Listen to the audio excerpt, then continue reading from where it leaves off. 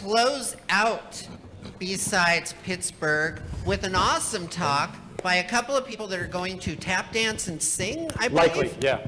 Awesome. We're going to make it really difficult for the camera. How to fake friends and find people. This is going to be awesome. Take it away. Sweet. You got hands free. I got a double. Awesome. Double Yeah, extra hands. All right, so thanks everybody. This is going to be how to fake friends and find people. It's a build-a-buddy case study, clearly. Click, click, click. All right, so this guy's me. It's a little bit older picture before I decided to move and stop cutting my hair. I work for a company called Attack Research. I'm a security consultant and pen tester. Oh, it's my We're turn? getting some echoes. Both Dahvid and I are prior Special Operations Forces, though that's spelled wrong. It should have a T on the end. Veterans.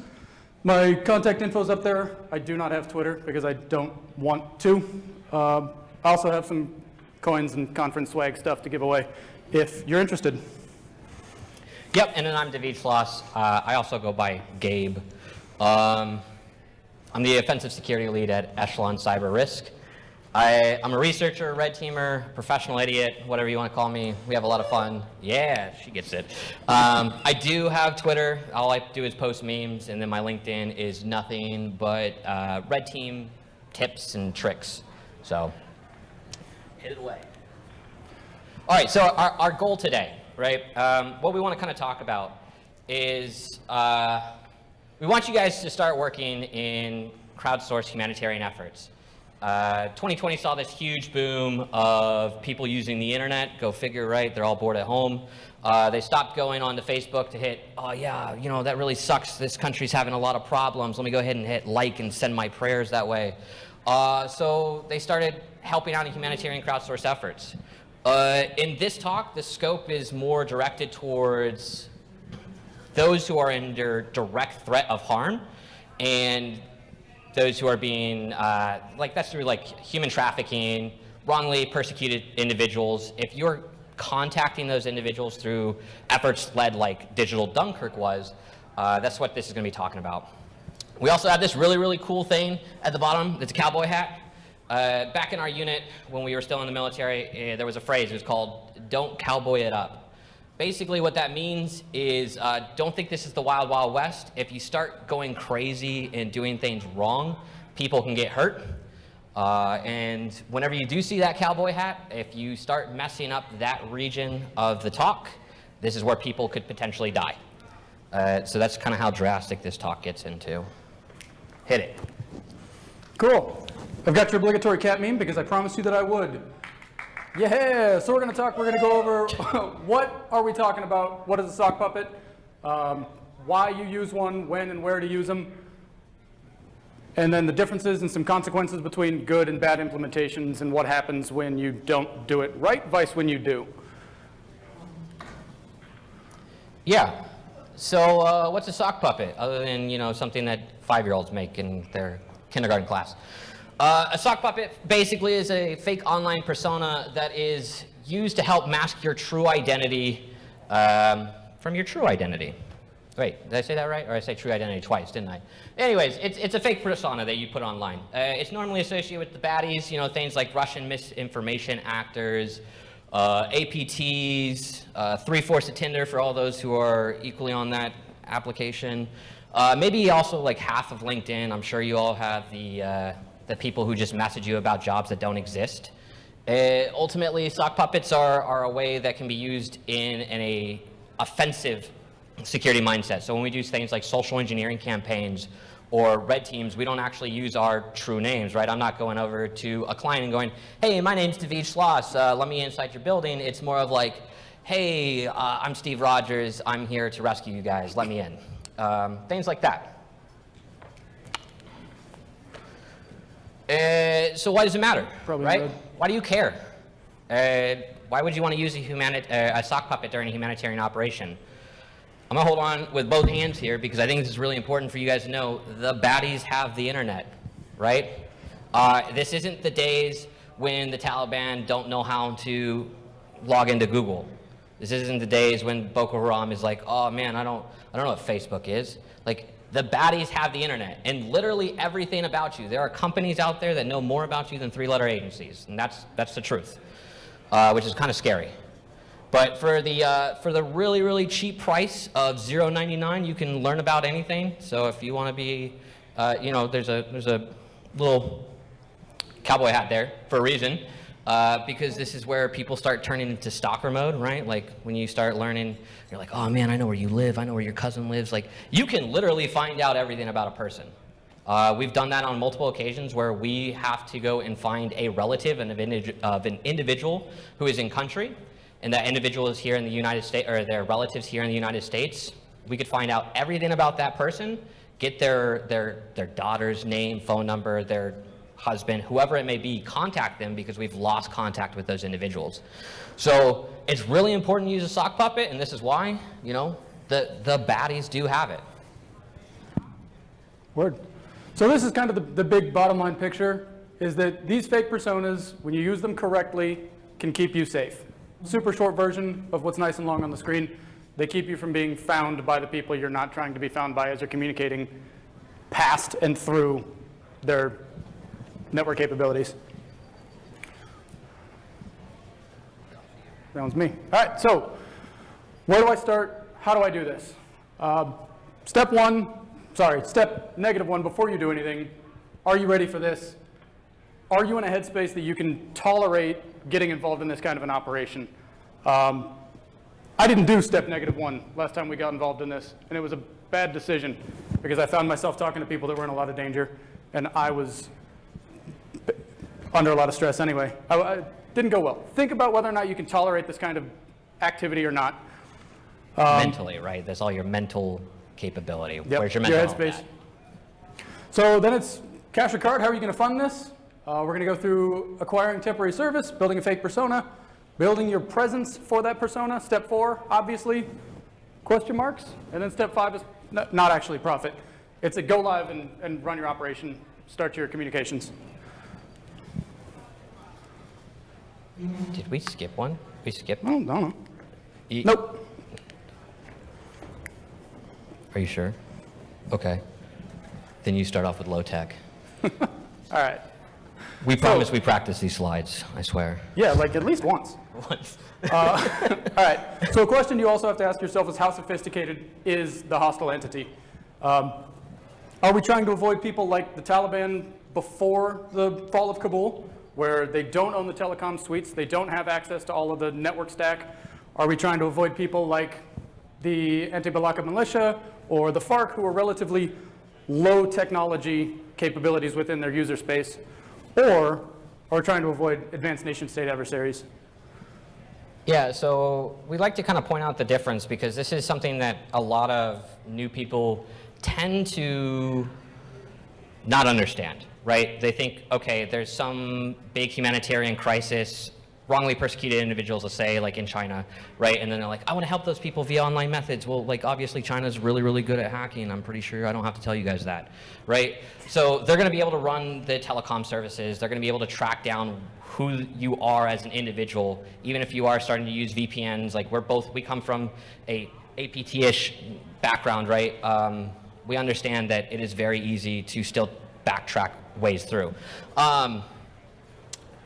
I also put up here the cartels, right? We all know how danger the cartels are. You don't want to mess with their money stream. They'll probably behead you. It's kind of terrifying, right? But they have people everywhere. That's something to be aware of. When you start messing around with, let's say, human trafficking, and you start getting into the revenue stream of criminal organizations that are closer to home, you have to start worrying about, all right, is this going to be a problem for me? And depending on who they are, the retaliation could be higher. The cartel is more likely going to not care if they go and try to whack you. China and Russia probably aren't going to try to murder you unless you're in like the UK, somewhere that's closer to them. For this talk, like, that's out of scope. We're not going to talk about anything about getting into the more advanced adversarial nation states. Seriously, be careful with this. If you do ever get invited to participate in some sort of humanitarian operation that does include something that would be found up here, including the Taliban after they've taken Kabul, then maybe back out, especially if you haven't done this before. Which is why there's a big cowboy hat here, because that is Yeah. a high danger Yeah, decision. This one's scary. So then you gotta, really get down to the dirty. Let's start like actually building our fake online persona. Let's build our sock puppet. You gotta think about the first question. What do you want to go? Cash or card? I think they asked us at DEF CON 2, which is really weird that they take card anymore. But cash is king for most of the part. But you have to weigh the pros and cons. The pros here, really cool. It's hard to trace, right? People aren't really putting down like tracking numbers on your cards or on your cash. It's really cool when you have a lot of it. You feel like you're, Tony Montana. And leftover cash can be spent in singles. I'm not, saying anything, but if you want to go downstairs, you can spend them over in the slot machines and whatnot. The cons is not everyone's going to accept this. And there's a cowboy hat here because I've seen this happen before. When you go to buy your equipment, be that like a Visa gift card or your cell phone service via cash, places like Target and well, actually, I only can speak on Target because I've seen it there, but they won't accept cash for this kind of transaction. They want a card. They want some way of being able to track it. It's not technically illegal to do this, but it's a gray area. People don't like you to do it. But I've seen some guys try to fight the cash register because they're trying to uphold their own policy, and I'm pretty sure we've all seen that here in 2020 as people just go insane, or 2021. I don't remember what year it is. It's all blurring together at this point. But, just be aware of that. And we're not endorsing anything on the screen. These are just services that you could use. Everybody has their own preferences, but you can get your temporary cards through things like Do Not Pay or privacy.com. These are cards that aren't associated to a name, so you can put any sort of a name to pay for your service. And then obviously this Visa gift cards you can buy via your card as well, which is a little weird, but that only enables for more financial tracking if you were going against a more nation state. Cool. So now you've got your cash, you've got your card, you've made your decision how you're going to fund this. First thing we're going to do is we're going to go get ourselves a phone number. So you do not want to use your own personal number. We'll talk about why in a little while. It's not a good decision. You got physical phones, you got virtual devices. Physical phones are obviously easier to do, especially for lower tech kind of capabilities people. Go get a track phone or an AT&T prepaid, or I don't care, I'm not paid by any of these guys. I don't care. Go get whatever. Find some way to get a cell phone. Alternately, if you've got virtual devices, I'm lazy, I'm a nerd, I sat in my chair, I virtualized stuff. I'm not going to Walmart, I'm not doing it. BlueStacks is the tool that we used. It lets you virtualize an Android system. And then Burner app was an application that we used. You can pay them $7? And they get you a phone number that works for 2 weeks. So now I have a phone number and we're ready to move. Okay. So now you have your cash or card, you have your cell phone service. Next thing is building your believable persona, right? All these photos up here aren't real people. That's a disclaimer. You can give a name to anybody, but basically you use one of these two links, what we would recommend, right? This person does not exist is actually really cool. If you go ahead and hit refresh a few times, you can see some very terrifying images of people with tentacles out of their eyes. It's really creepy. But other times you get really cool things like, Iranian Seth Rogen here in the middle. It's my favorite one. Yeah. So you get all these really cool generated images, and if you use the one that's generated photos or generated .photos, they give a little watermark on the bottom. So if you're good at Photoshop, thank you. Whew, sorry, I give too many talks on PowerShell. Then you can take the watermark out and put it up on your Facebook, your Twitter, whatever it may be. And then the second piece to this whole story is you have to build a believable story of that individual, right? Something that hasn't really been mentioned yet is kind of creating this age of the person. If you go out and just build yourself a sock puppet, 5 minutes later you're using that sock puppet in the wild, people are going to know it's probably a sock puppet, right? So you can build this nice little backstory, and it gives you the ability to remember the name, especially if you're communicating with people who are under duress in country where you're helping. So like you go to fakenamegenerator.com and it's like your name is now Kevin Smith, and you're like, oh, that's super easy to remember, right? Or something in that sense. And it gives you everything, like what your email address should be, what is your password, what is your social security number if you really have to give something like that, or a credit card number, your employment. Building these backstories really helps you remember who you are in this persona, especially when you're communicating with those overseas or away from the domestic United States. I think that's it for this one. But I don't like using those. So our standard practice is to grab a photo, pick one that you like, and then make fun of the poor guy for 5 minutes.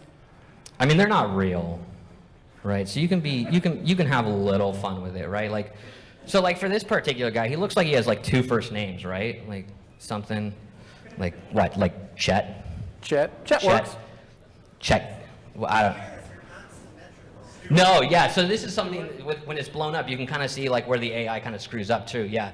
What was mentioned is his ears are not symmetrical, and you're right. He kind of has a little bit of elf ears there, right? So. And down here, his collar's messed up. I mean, there's artifacts from the generation. But this guy definitely But usually looks it's good enough to work.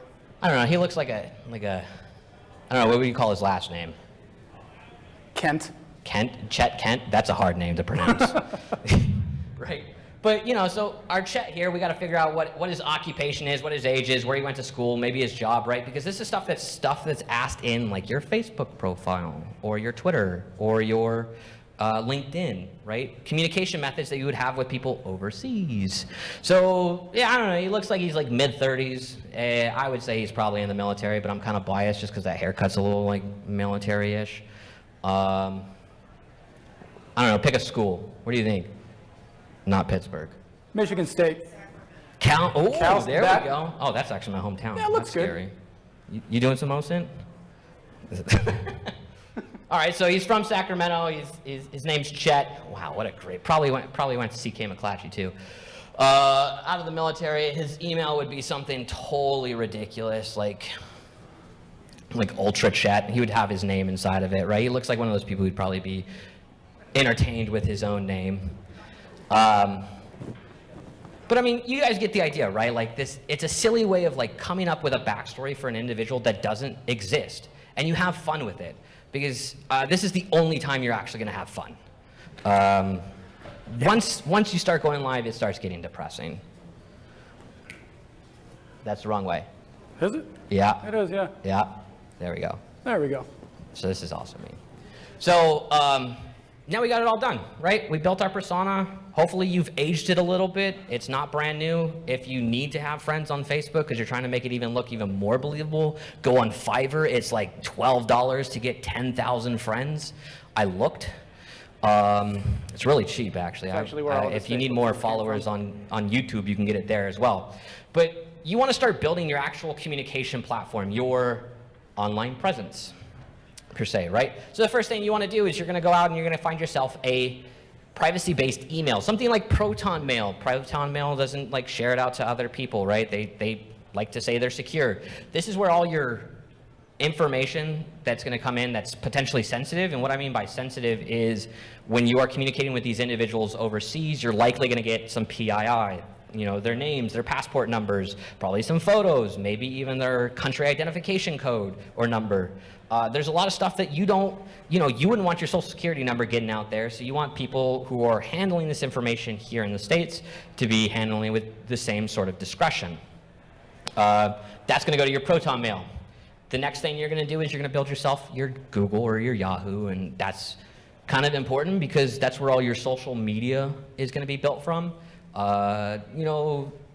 Facebook, LinkedIn, they like to pretend and say like, oh, we don't like sock puppets. We're against sock puppets because of misinformation actors.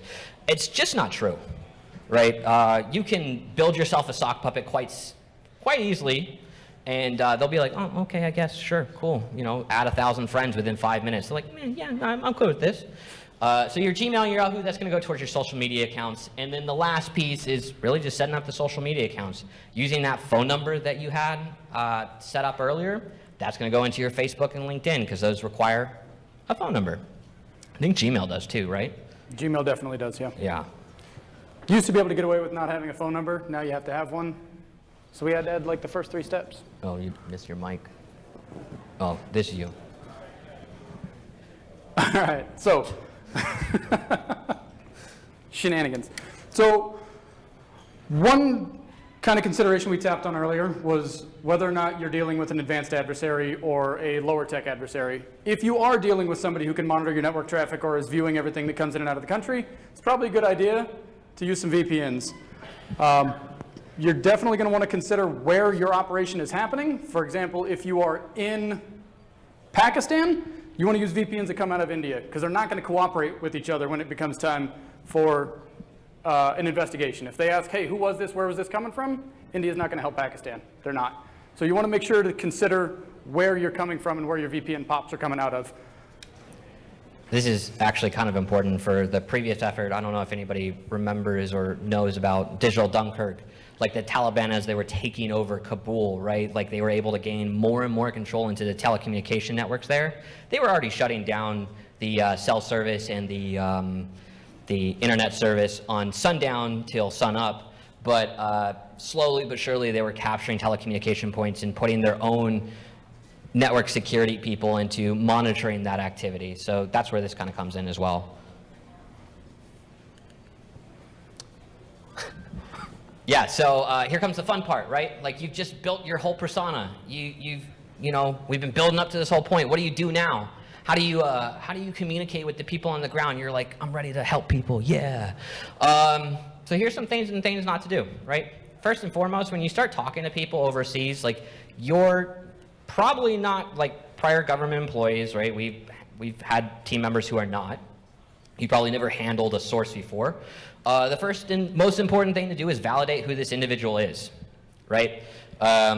You have their information. That was given to you by some NGO or non-government organization that's helping people get out of the country, or maybe even somebody who is within the government and they just need extra help, right? Like Digital Dunkirk. In this case, you want to validate who you're talking to. Don't tell the information that you have to that individual, because then they'll just be like, oh yeah, that's me, yeah, for sure, right? Have them read you their passport number. Have them give you their country identification code, right? Be smart about this, because this part right here is what most people that were unfamiliar with these kind of techniques or helping individuals screwed up on the most, and that caused a lot of problems for us later on. Only use your temporary devices for communication, and I will double hold on to the mic again because I cannot reiterate this enough. Do not use your home computer or your home phone, right? Let's say you're looking for somebody, you're trying to track down somebody and you find their LinkedIn, right? And you're using your fake persona of Gabe to go and look at LinkedIn's. Is this the right individual? The photo seems to match up. Okay, let's try to contact them through LinkedIn, right? You're trying to get in contact with these individuals in any way possible.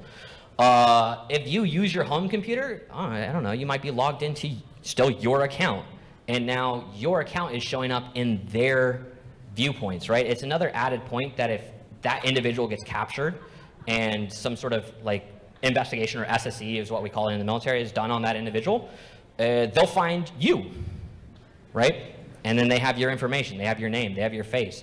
They know that individual's talking to Americans based off the conversations on their phone. And you're the only American in their LinkedIn presence. Who are they gonna come and look at, right? Who are they gonna harass? So only use your devices. Another really important thing, and for any prior Govy or military people in the room, PACE, which is a communication plan, primary, alternate, contingency? Contingency. Yeah, contingency and emergency. I just use this all the time. And I still can't remember it. Basically what that means is you want to have different communication methods with the person that you're talking to, right? Let's say, hey, my primary to talking to you is going to be Signal, because I can set these to delete after 5 minutes. And then once these delete and the end of the day has occurred, delete my phone number, I'll contact you 8 a.m. your time. Your alternate could be, all right, so Signal's down in country because the entity that is chasing you is shutting down Signal traffic. Let's go ahead and use WhatsApp. All right, WhatsApp doesn't work. Let's use Facebook Messenger.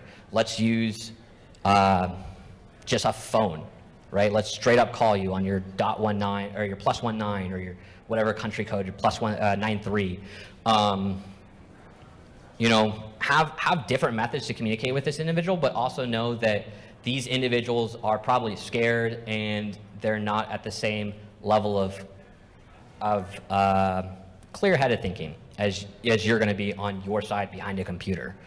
So create a duress word from that. If they are walking through a potentially scary location, like a checkpoint with people with guns, and those people with guns start shooting, which has occurred a few times in our efforts, have them send, hey, here's my oh shit word, right? For lack of a better phrase of it, that's the duress word.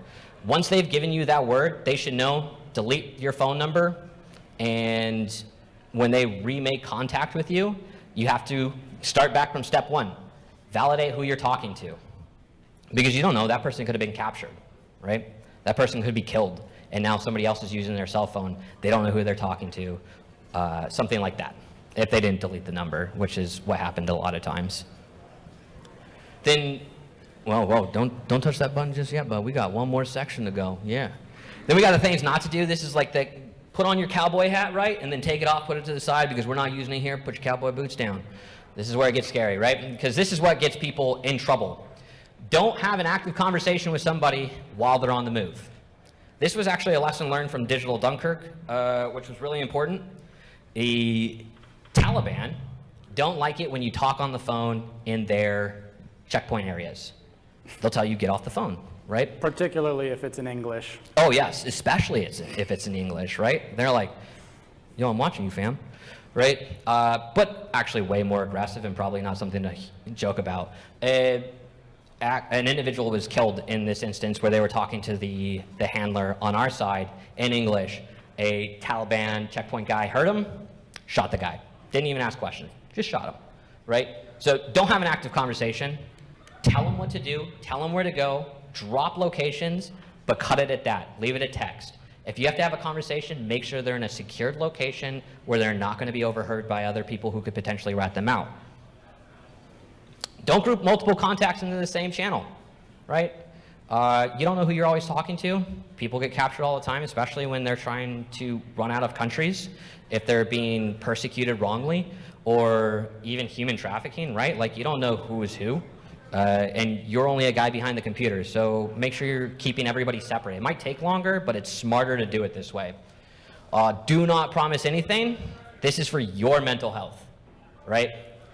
These operations weigh a ton on your mind, especially like coming from our perspective where we were actively engaged in these kind of things as military people, and now all we can do is just passively engage in these kind of operations where we help out and do it behind a computer on this side.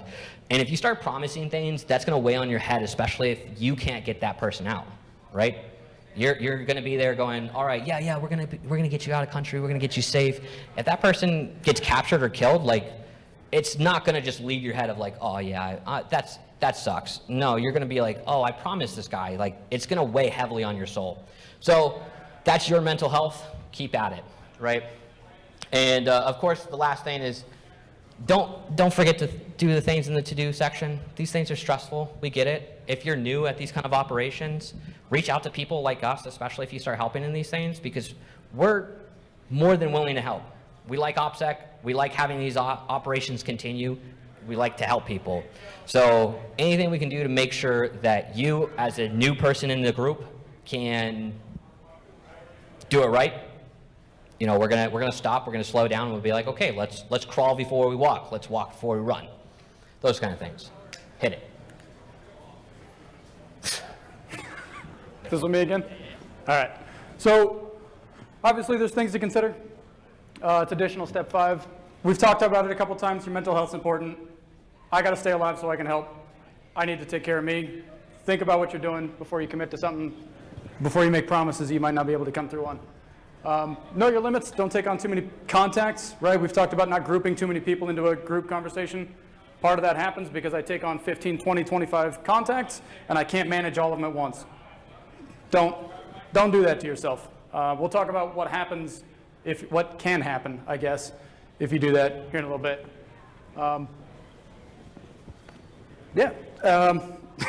They're too small over here, and then I got to turn around like a dingus.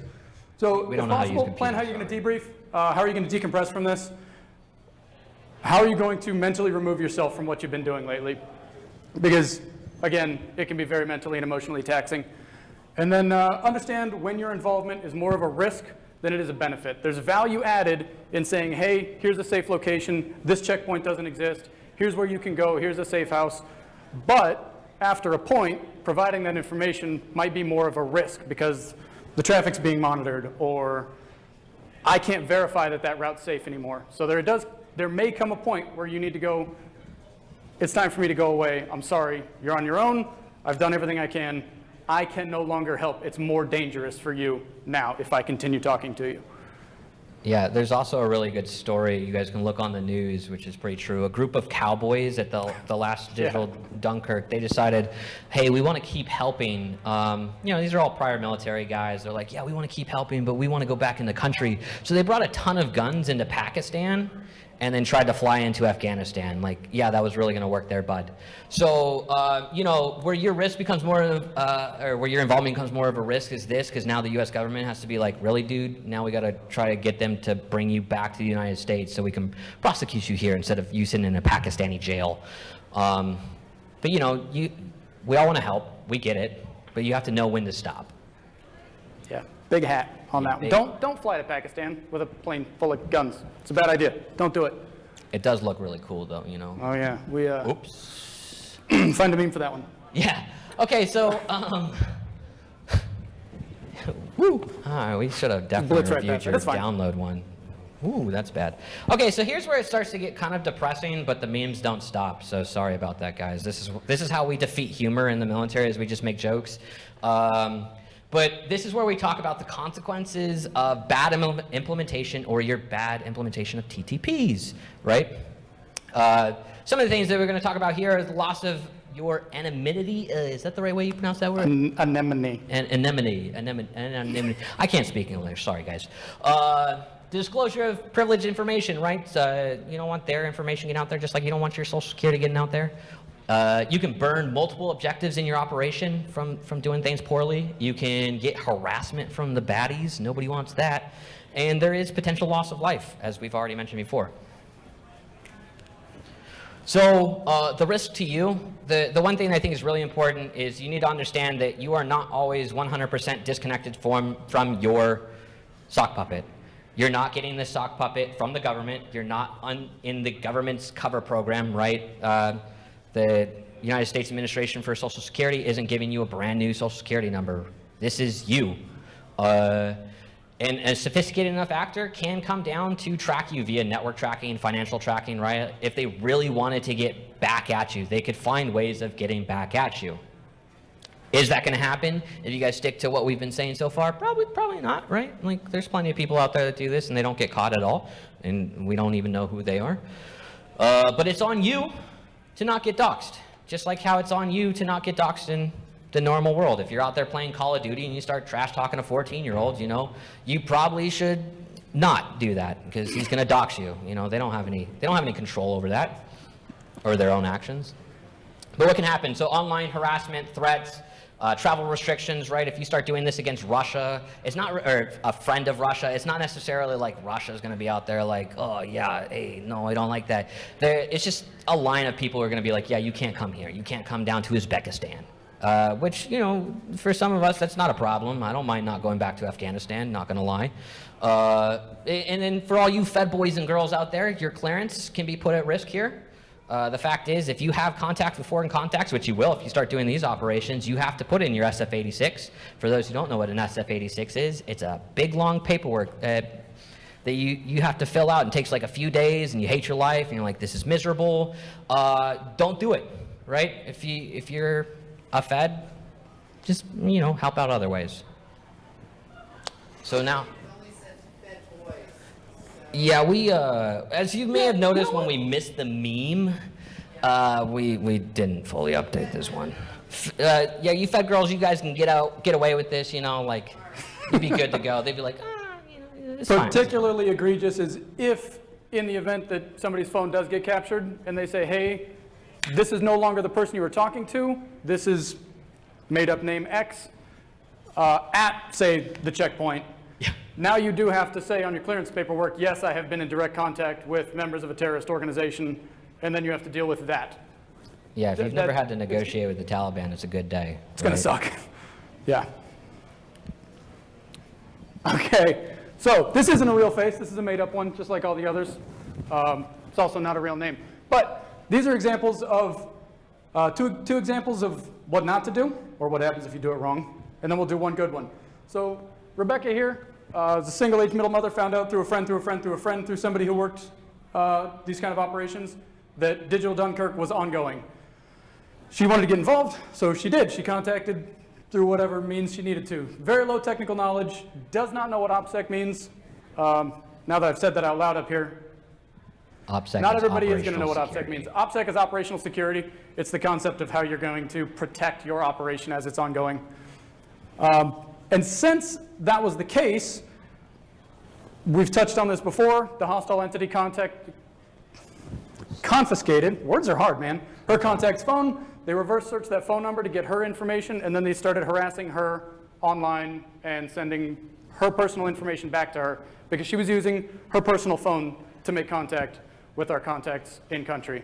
This is why you don't do that, because you do not want the Taliban saying, hey, you live at address X, and I'm coming for you and your kid. You don't want that.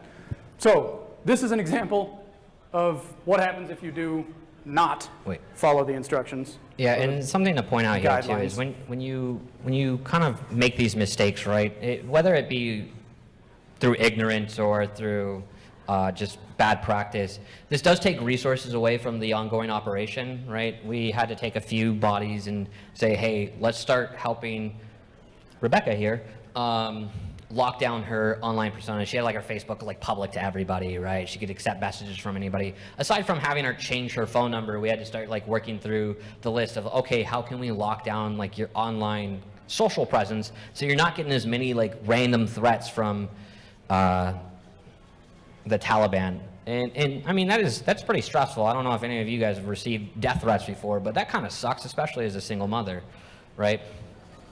But I mean, at the end of the day, right, she got Doxed. doxed. She doxed herself. Don't do that. Right? It's on you. The next example is Bobby, and this guy really does kind of look like a Bobby.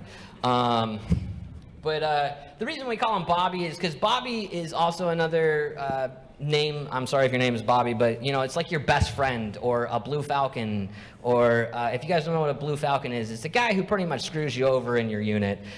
Don't be a Bobby. I'm sorry if your name is Bobby. We've kind of singled you out here. But Bobby here, he was a prior government employee. He had some moderate technical knowledge, right? He wasn't like dumb in IT, but he wasn't like a cyber guy. He never did IT security or anything like that.